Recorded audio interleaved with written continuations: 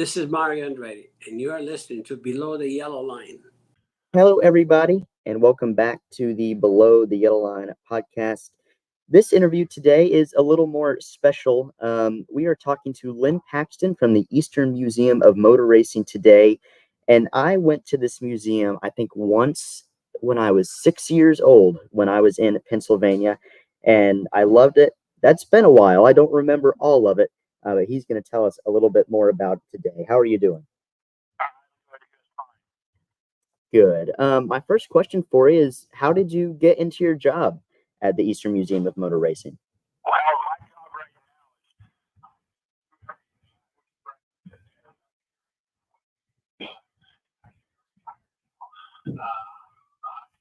is I'm a volunteer right now. Okay, I've been through every position. We have a new group that's I kind of got us for the last 40 years, and we got a new group that's going to get us in the next 40 years. So it's kind of how we're doing it right now.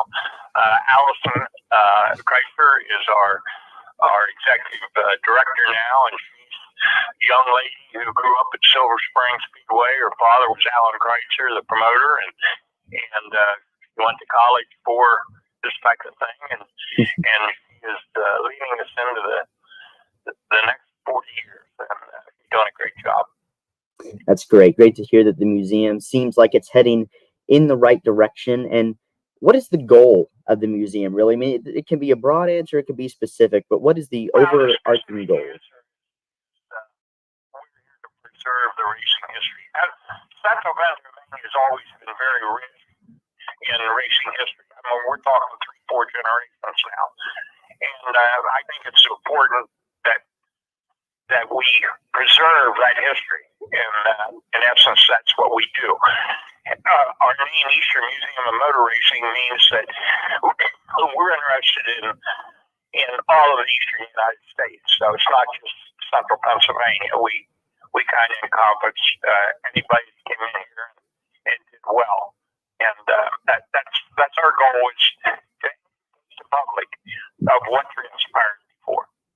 There is so much history in racing in Pennsylvania and all across the Northeast. Everybody always talks about the South as a racing hotbed, but in the Northeast, there are so many just rabid fans and a lot of great tracks across there.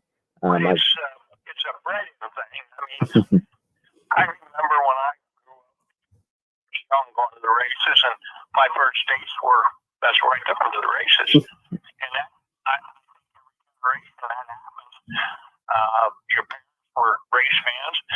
Well, you went with them, and your first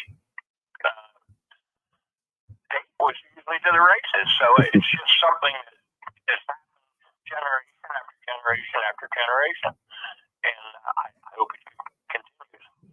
It's I do too. I got to talk with Jason McCann from the Clinton County Speedway a few weeks ago, and he talked a lot about how Pennsylvania specifically is a place where racing might not be the first thing you think of, but it is such a family thing there, a generational thing that kind of carries on.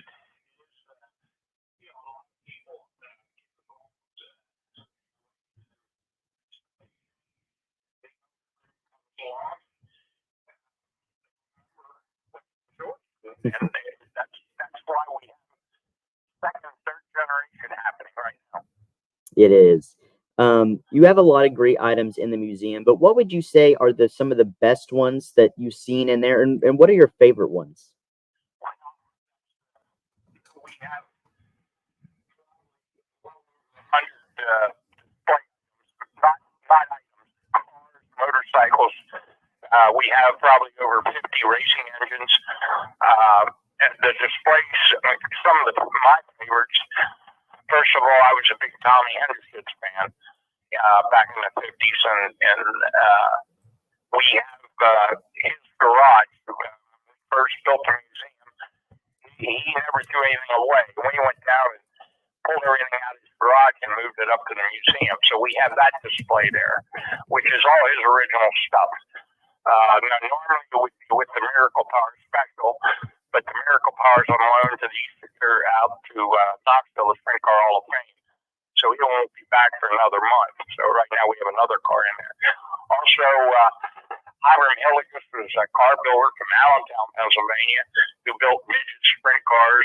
He built all kinds of cars, all hand-pound aluminum. He was from Allentown, and we have a display of his old stuff in one area. Another display that we just put in is the John Gerber display. John Gerber was from Davenport, Iowa. He was an outlaw racer in the 20s and 30s when nobody knew what an outlaw was.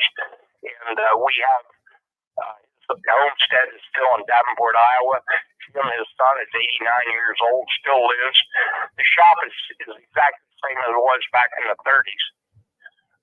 We brought two of the cars in here. We have the one dryer, the 28 dryer that he's going to run at Indy, and we have the old bobtail that he raced back in the 20s and 30s. It was just about unbeatable. We have that with the original trailer and everything. So we've got some really neat displays. Our displays, like the midgets, we have a lot of Mario Andretti cars in there. We have the quarter midget, or the three-quarter midget that he started his career in. We have the midget he won 3 races in one day in. What we try to do is sell it from early up to the latest car we have in. Sprint cars, we have that from very early up to the latest. So we got 100 years of sprint car racing in there. We also have quite an area just for drag racing. We've got an engine wall where I think we got 40 engines from the Model T up to the modern Chevy V8. Now it's 20 horsepower to 100 horsepower. That's 100 years, and then we have everything in between. Upstairs, we have our stock car area. We have some NASCAR area. We have our IndyCar area. We have land speed cars. We have motorcycles, and we've got a tremendous research library. It's quite a. We get people that come in and expect to do a 2-hour tour, and they're all there all day, and they can't see it all. It's amazing how much stuff is really there, and we keep expanding. That's great. I remember the one car that I remember sitting in specifically from my visit there was a Darrell Waltrip, Junior Johnson era Gatorade car, or maybe that wasn't Junior Johnson. Maybe that was when he was still with Dyegard. But I remember sitting in that car.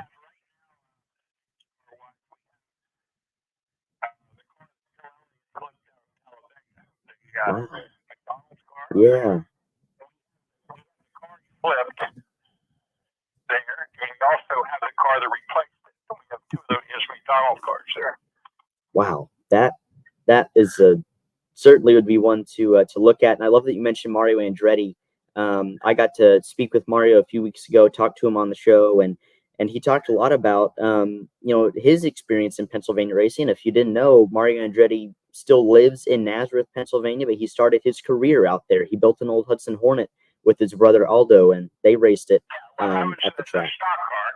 The 3-quarter that we had was his first open wheel ride. Wow, I think open wheel racing turned out okay for him. I would say, yeah. We also have the D-Man line car, the all original champ car that he won his first champ race in. We have that also. Wow, that is quite the collection. My last question for you, sir. What is your favorite memory from your time at the museum? What is the one thing that you take away? Oh, boy. I enjoy when people come in and they have a little information on a relative or somebody where we can take them through and give them more information. In other words, I've got family members, daughters that came down and didn't know much about their father. And they were thrilled to death when they saw pictures of them in there and learned more about them. I think that's fulfilling a lot of people's questions are the best thing. But they come in with a little information, and we try to give them as much as we can. Well, that's awesome that you guys do that. That would be a great way to help people and also just to educate people on the history of their family and motor racing in general. Where can everybody find you, both on the internet and physically? Well, on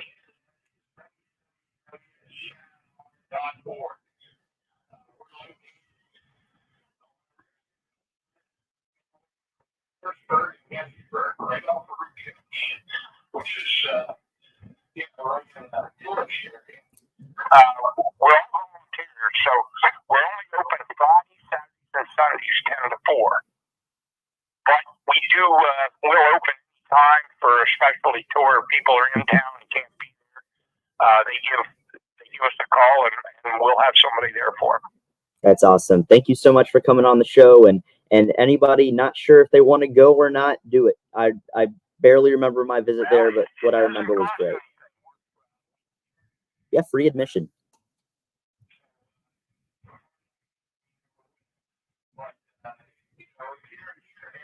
A lot of people that aren't gearheads and they still enjoy it. Absolutely. Get out there to the Eastern Museum of Motor Racing. Sir, thank you so much for joining us today. Okay. All right.